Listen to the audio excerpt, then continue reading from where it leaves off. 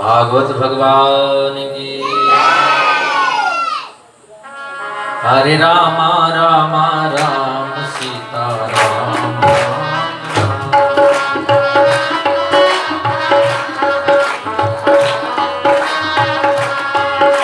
हरे रामा रामा राम सीता राम राम राम हरे राम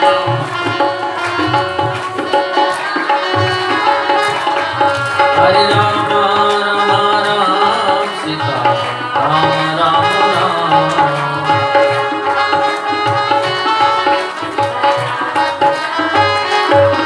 हरे रामा रामा राम सीता राम राम राम हरे रामा रामा राम। बोले कृष्ण कन्हैया लाल की। तो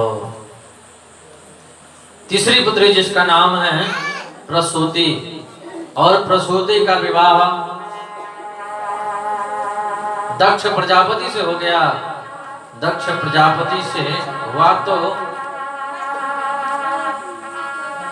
सती ने जिन कन्याओं को जन्मा उनमें सती का स्थान प्रमुख रहा। वही सती जिनका विवाह भगवान भोलेनाथ से हो गया।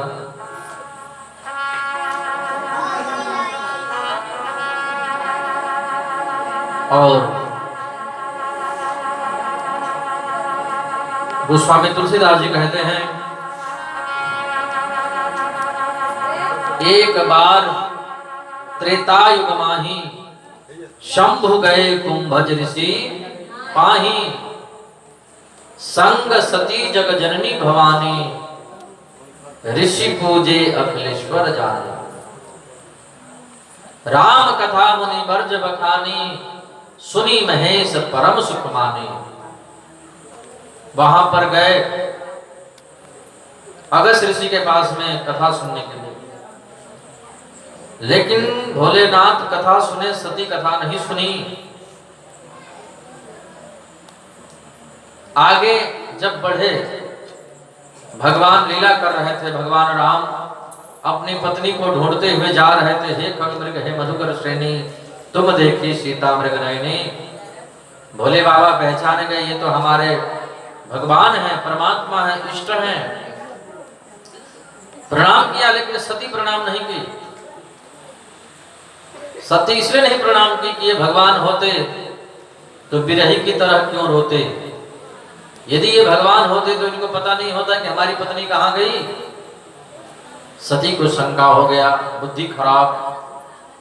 भोलेनाथ ने कहा नहीं विश्वास है तो परीक्षा ले लो। परीक्षा लेने के लिए गई, परीक्षा में फेल हो गई। भोले बाबा को विचार आया कि हमारी पत्नी माता का रूप ले लिया, यानी सीता जी मां है, सीता का रूप ले लिया, और जो पत्नी सीता का रूप ले लिया उसको हम अपनी पत्नी कैसे माने। भोले बाबा ने परित्याग कर दिया, सती का त्याग कर दिया। सती बहुत दुखी हैं, भगवान से बार बार प्रार्थना करती हैं, जो प्रभु दीन दयाल कहावा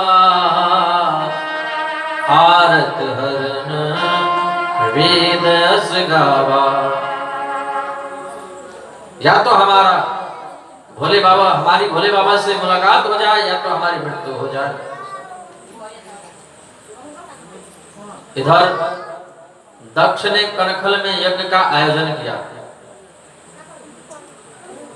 किसी सभा में भगवान भोलेनाथ अपने ससुर का सम्मान नहीं किए। खड़े होकर के मन ही मन प्रणाम कर लिए, लेकिन खड़े होकर के सम्मान नहीं किए। तो उनसे बदला लेने के लिए, भोलेनाथ से बदला लेने के लिए दक्ष कनखल में यज्ञ का आयोजन किया, सबको बुलाया, भोलेनाथ को निमंत्रण नहीं दिया। सती बोली पति को नहीं बुला रहे हैं तो क्या मैं तो जा सकती हूँ। बेटी पिता के घर बिना बुलाए भी जा सकती है। बोलो राधे राधे। भोलेनाथ ने कहा बिना बुलाए जा सकती है कब? पिता बुलाना भूल गए हो तो। जहाँ जानबूझ करके नहीं बुलाया जा रहा हो हमको तो बुला ही नहीं रहे हैं, हमारे कारण तुमको भी नहीं बुला रहे हैं। सती बोली वो सब छोड़िए, पिताजी के जिम्मे बहुत सारा काम है, दिन भर व्यस्त रहते हैं, भूल गए होंगे। हमारे पिता ऐसे नहीं हो सकते हैं। हाँ, पिता का सबसे ज्यादा यदि कोई पक्ष लेता है तो वो है बेटी। बोलो राधे राधे। पिता का पक्ष पुत्री जितना लेती है उतना और कोई नहीं लेता। इसलिए हमारे भारतवर्ष की सासू बड़ी समझदार रही। भारतवर्ष की सासू बड़ी समझदार रही। बहू को तकलीफ देना हो तो पिता के बारे में उल्टी सीधी बातें कर दोगे, जितना कष्ट बेटी को होगा उतना किसी को नहीं होगा। पुत्री कभी नहीं चाहती कि मेरे पिता का अपमान कहीं पर हो या हमारे पिता को कोई कुछ बोले,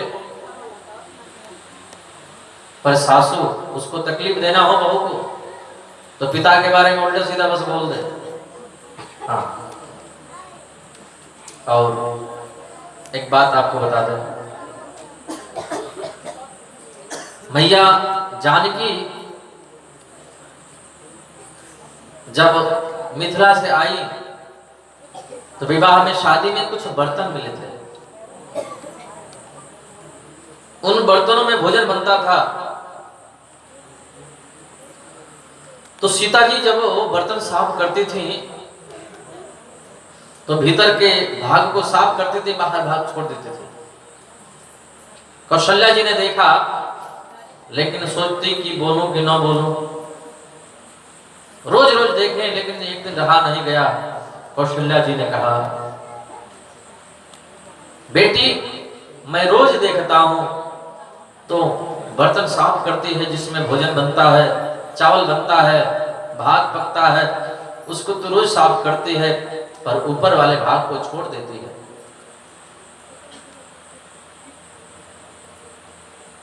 जानकी जी के नेत्रों में अश्रु आ गए, रोने लगे। कौशल्या जी तो डर गई, क्या हो गया, मैंने तो कुछ कहा नहीं ऐसा। बेटी ऐसी क्या बात है, बोलो। रोते हुए सीता जी ने कहा, सासू मां मैं अंदर के भाग को साफ कर देती हूँ, बाहर इसलिए साफ नहीं करती हूँ कि बर्तन के बाहर पिताजी का नाम लिखा हुआ है, और मैं बार बार बर्तन को साफ करूंगी तो पिताजी का नाम उसमें से मिट जाएगा।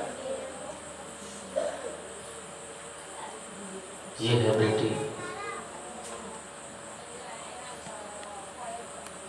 पिता का जितना ख्याल रखती है बेटी, पिताजी की तबीयत खराब हो जाएगी ना तो सबसे पहले बेटी दौड़ करके आएगी। बेटा तो कहेगा मैं आ रहा हूँ, पिताजी को ले जा करके दवा कराओ, वहां अस्पताल में भर्ती कर दो, मैं आ रहा हूं। लेकिन बेटी सुनते ही दौड़ जाएगी।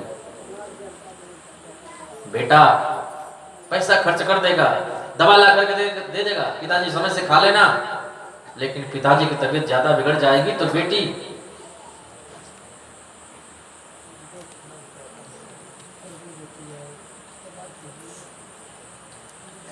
खाट छोड़ करके जाएगी नहीं, पास में बैठी रहेगी।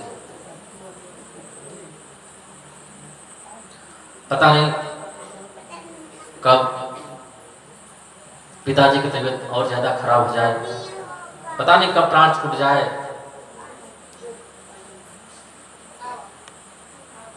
तो पुत्री बेटी तो बेटी होती है। हमने देखा है भरी जवानी में बेटा मर जाता है, फिर भी कठोर हृदय वाले पिता रोते नहीं हैं। ऐसे कठोर हृदय वाले पिता बेटी की शादी करते हैं, पाणिग्रहण संस्कार होता है, सवेरे बेटी विदा लेती है, जब पैर छूने जाती है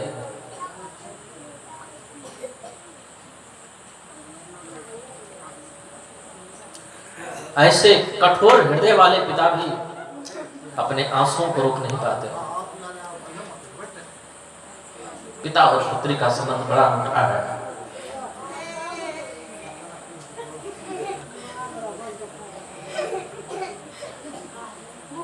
सती बोली मेरे पिताजी बुलाना भूल गए होंगे।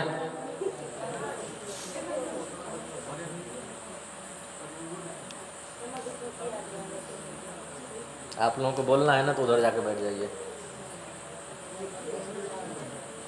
बोले कृष्ण कन्हैया लाल की, भागवत भगवान की। पिता और पुत्री का संबंध बड़ा अनोखा है। सती पिता का पक्ष ले रही हैं, शायद व्यस्त रहे होंगे, बुलाना भूल गए होंगे।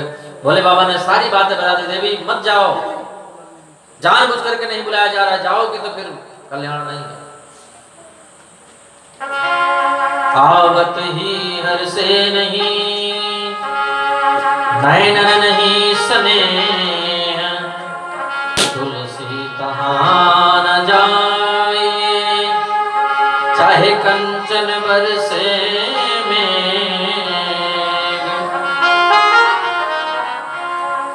नहीं जाना, सती मानी नहीं। भोलेनाथ ने कहा ठीक है जाओ, अब तुम्हारा कल्याण नहीं। सती चली, वहां जाकर के देखा सती का किसी ने सम्मान नहीं किया। दक्ष ने सबको कह दिया था शंकर तो आएगा नहीं, लेकिन अगर मेरी बेटी आ जाए तो उसका सम्मान नहीं होना चाहिए। जो हमारी बेटी का सम्मान करेगा उसका सिर छेदन कर दिया जाएगा, सिर कलम कर दिया जाएगा। दक्ष के त्रास से किसी ने नहीं बात की।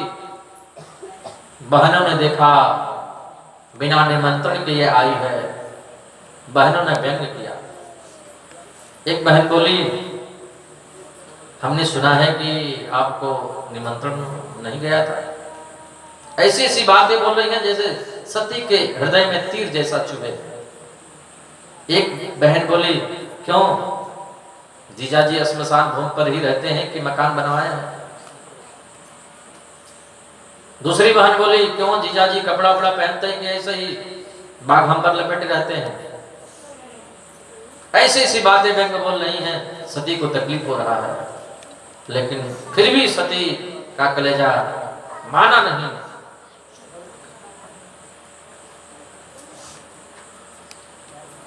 मां के पास मिले, लेकिन मां तो मां होती है। कुपुत्रो जायते जंतु क्वचिदपि कुमाता न भवति। मैंने सुना है कि एक महिला अपने बेटे को लेकर के मेला गई घूमने के लिए। बड़ा भारी मेला लगा था, उस महिला का बेटा उस मेले में खो गया।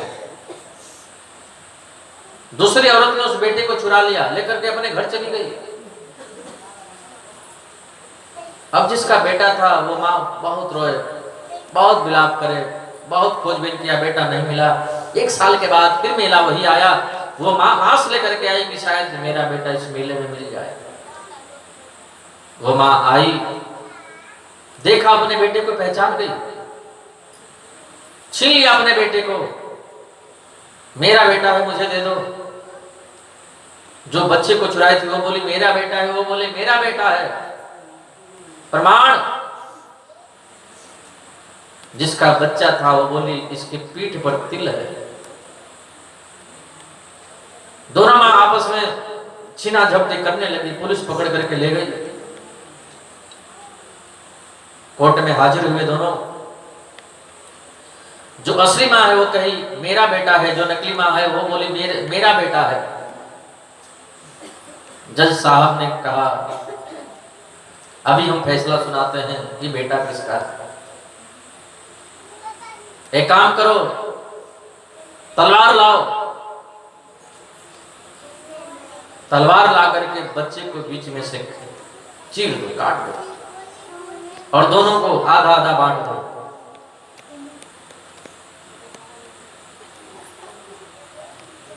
जो नकली मां है वो तो खुश हो गई, प्रसन्न हो गई। जज साहब आपने बहुत बढ़िया फैसला सुनाया। लेकिन जो असली मां है वो बोली जज साहब माफ कीजिए, मेरा बेटा मुझे नहीं चाहिए, पर मेरे बेटे को बीच में से मत फाड़िए, इसी को दे दीजिए, इसी की झोली भर दीजिए। मेरा लाल जहां रहे वहां सलामत रहे। जज साहब ने कहा फैसला हो गया, ये बेटा इसी का है।